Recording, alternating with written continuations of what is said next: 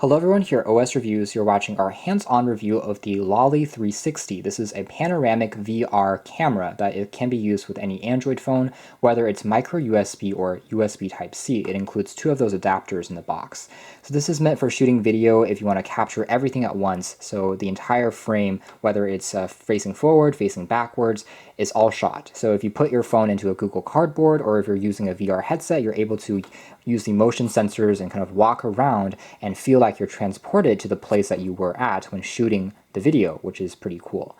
Now, historically, there are a few weaknesses with these very small 360 cameras. For one, the resolution hasn't been always all that fantastic. It may also drain power a little bit more quickly because there's a lot of work that needs to be done in terms of stitching the two videos and images together. But this is getting better slowly by slowly after seeing a few generations of these 360 cams. You can find this for under $70, and on the box here you can see some basic information including a QR code you can scan to download the app. It's a Shenzhen-based company. You can see that video resolution is capped at 2K, so this one is not technically 4K resolution, but it can capture photos at 3K, and otherwise the design is probably the most interesting thing about this model because it has a prism-like shape. Reminds me a little bit of something like an HTC Touch Pro or Touch Diamond back in the day, if you guys still remember that.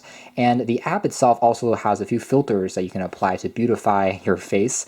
I would say its closest competitor would be with the Lifey Eye. This is by a company called Lifey, and it has, again, a very similar design, and both are about the same price. But the Lifey Eye is a little bit older. It came out last year, and so it only has a micro USB tip, as opposed to this one, which has both USB Type-C for newer flagships and micro USB. Another competitor would be the Wonder 360, which we also did a review on just very recently.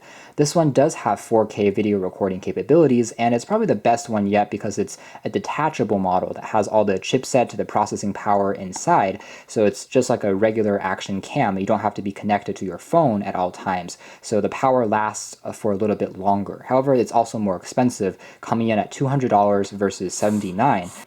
So here's the camera itself. It is made entirely out of plastic, so very similar in terms of build as the Lifey Eye here on the left, but this one is a little bit larger. It's also slightly more heavy, so it seems like it's more solid on the inside versus the Lifey Eye, which feels a bit more hollow.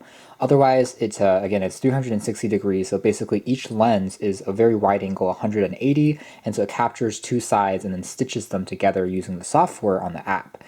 This chrome band here is still made out of plastic, but again, it does have a very attractive kind of modern look. And the base here, it plugs in using micro USB to the camera, and the other side can plug into USB Type-C if you have a Type-C phone, or you can use a micro USB for an older Android-style device. So here's the app Lolly360, and you'll notice immediately that it flips the phone around. And that's because the app is smart enough to know where the location of the USB port of your phone is, and since this phone has it on the base here, and you're going to be plugging in the camera like this, you'll be holding it basically upside down, so to speak, and so this is really just the correct orientation. And the interface is very simple. As long as you have the camera connected, it basically recognizes it almost immediately. So let's try that right now. I can plug it in. There's a small status LED on the top that flashes blue when you have it successfully connected. And now we can see that the camera is fully working and we have this extremely wide angle field of view. So taking a closer look at the software here. So the first tab here is just taking photos. And again, you can just snap an image like that. There's a split-second delay, so it takes about 2 seconds for the image to be taken, but otherwise it works pretty well. Fixed focus lens, but as expected from most action cams and 360 cams on the market. So it works best with landscape shots, objects that are a little bit further away. I can also tap on the plus over here to start playing around with the filters. For instance, light, middle, and high are basically the beauty modes. But if you're noticing this right now, it's not intelligent enough to know when it's found a face to apply the blur. It basically does it to everything. So right now we can see the textures on the table here is this wood grain, but if I tap on light, you can see how all the grain is basically erased. But clearly the table isn't a face, but it's still applying that beauty filter. In that sense, I think that the software and the AI needs a little work for it to detect people's faces and then do things accordingly. You can also apply different scenes, such as an ancient, which is basically black and white, a sketch, and then I can have a more contrasty filter, and then filter off. So you can play around with some basic modes, but there's not a ton of features. Otherwise, I can also change the exposure, so I can make it brighter, I can make it dimmer, The next tab over is just for recording video. You can see that transitioning between these modes is super fluid. There's almost no delay at all, unlike with a lot of camera apps of the phones, which requires kind of a split second to go back and forth for whatever reason. But on here, you can just begin recording it automatically. And since it's connected to the phone, it just takes up memory on the device that you're using. So for instance, right now we have 40 gigs available, and it just is continuously recording. And audio is being picked up using the phone's microphones as well. Finally, the third tab over is instant sharing. At the moment, again, there's only Facebook Live. Overall, I'd say the best thing about the Lolly360's app is that it's extremely simple and easy to understand. I can also, of course, pan around in real time to kind of see what other parts of the camera are looking at, and you can see that the actual kind of stitching of the two lenses on the side here, you can see a slight line, but it actually is doing a really good job. In fact, it's actually slightly better than the Wonder 360, which had a more noticeable light difference between the two lenses. As for settings, we are able to change the video resolution, which by default is actually set to the lower one, which is 960p. But what I don't really get is why there's a mode that says buy in the settings, when people who download the app are probably owners of the Lolly360 already, but it just takes you to their website where you're able to purchase the camera again, which is kind of strange. And also under settings is a quick user guide, which is at least a little bit more helpful, and you're able to see, if you're connected successfully, what you can do in terms of sharing to social media and more specifications. So taking a look at an image here, this was captured basically at daytime inside of a car. You can see that it does have a tendency to slightly overexpose some of the skies, but it's not a huge deal because there is a bit of a difference between the light inside the car and outside, and as a whole it's doing a good job for a relatively low-cost camera here. What I can do is share this to social media, tapping on this key, and I can use both Facebook, WeChat, Google Moments, QQ, and some other Chinese services. I can also share as a link or download it onto my device. And then over here, I can also tap on this to put it into the VR mode.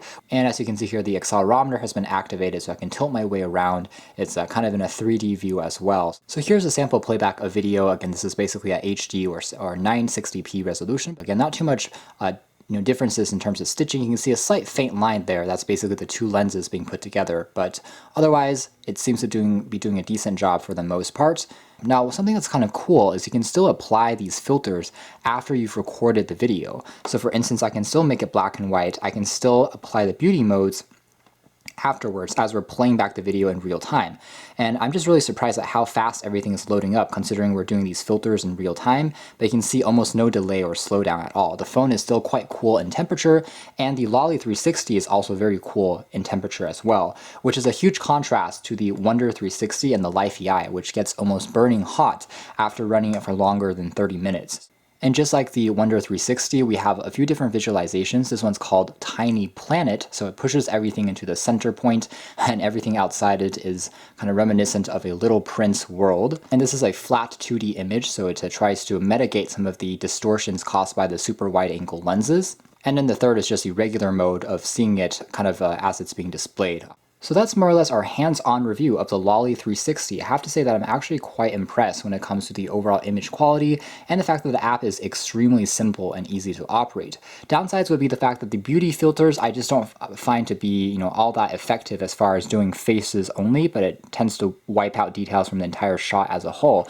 It also has a slight tendency to overexpose at some points, but considering the really low price point, I mean, this is the cheapest 360 cam out of the three that we've recently tested. In fact, it's one of the cheapest on the market. Combining with a very interesting design, I think that it's definitely a pretty strong value. As long as you don't expect the best quality in the world, it works for capturing those quick moments, and you don't really have to film and point at a specific direction anymore, since it will do that for you by capturing everything at once.